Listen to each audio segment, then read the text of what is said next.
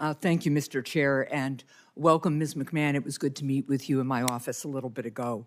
And I've been starting these hearings with a question I never thought I'd have to ask, and I'll cut to the chase with you because you've said several times that you will uphold the law, so I assume that if the President of the United States gives you a directive that breaks the law, you will instead do what you are legally required to do rather than his instruction.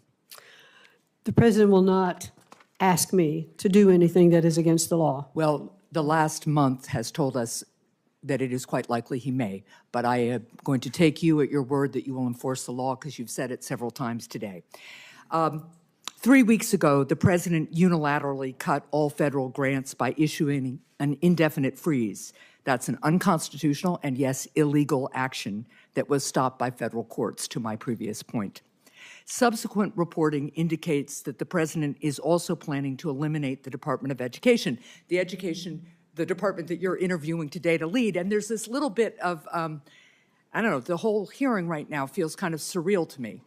It's almost like we're being subjected to a very elegant gaslighting here, because Senator Hawley just asked you, and you talked about the need to enforce protections for Jewish students on college campuses, but the very department where the enforcement would take place is the Department of Education, and he wants to eliminate it, and you say you will work with him to do that.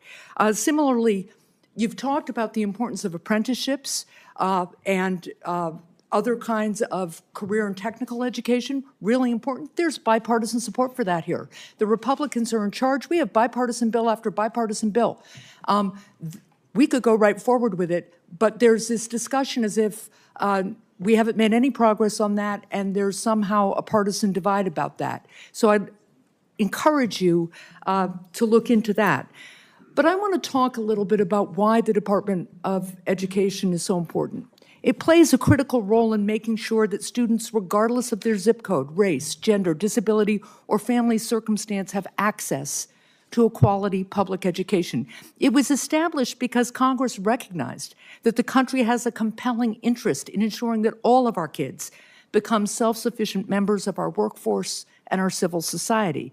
New Hampshire schools rely on federal funding of about $2,000 per student to provide that public education.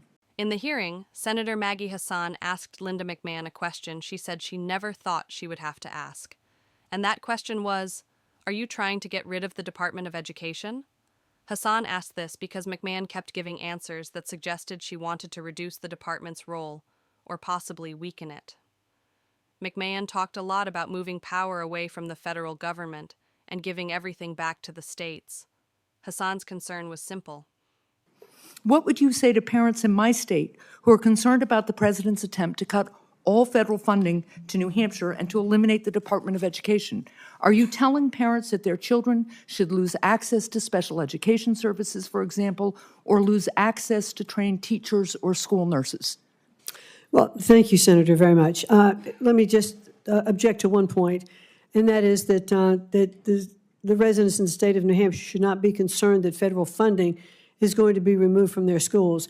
How they get that federal funding may change. My time is limited. What department do you suggest would then administer that funding? Which funding? The special education funding. Special education, I think it could very well go back to HHS, where it started. All right, so I just want to be clear, you're going to put special education in the hands of Robert F. Kennedy Jr. Now, I want to talk about IDEA a little bit more.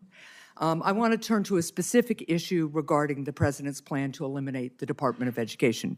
What does the Individuals with Disabilities Education Act promise?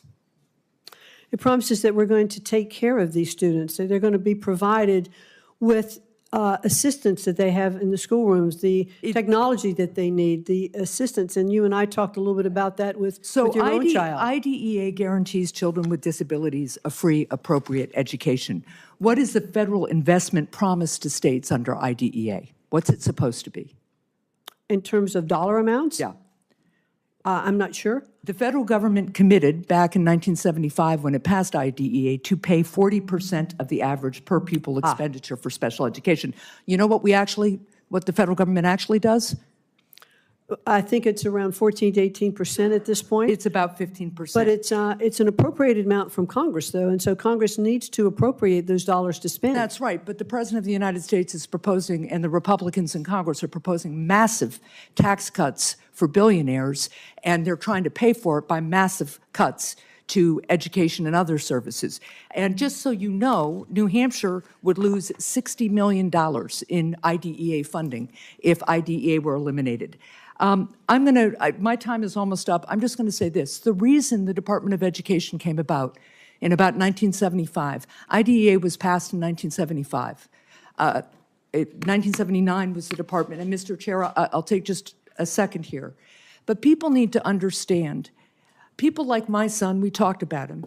Before IDEA, before the Department of Education existed, state and local schools did not educate these kids. They barred them from the classrooms. These kids were institutionalized and abused. There is a reason that a Department of Education and IDEA exists, and it is because educating kids with disabilities can be really hard. And it takes the national commitment to get it done.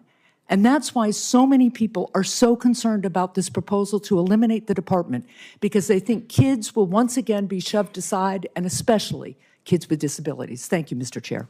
If that happens, students who depend on federal protections, like students with disabilities or students in underfunded schools, could lose the support they currently have. So Hassan asked the question directly. She wanted McMahon to say clearly whether she supports the department she's being nominated to run, or whether she's planning to shrink it so much that it can't function.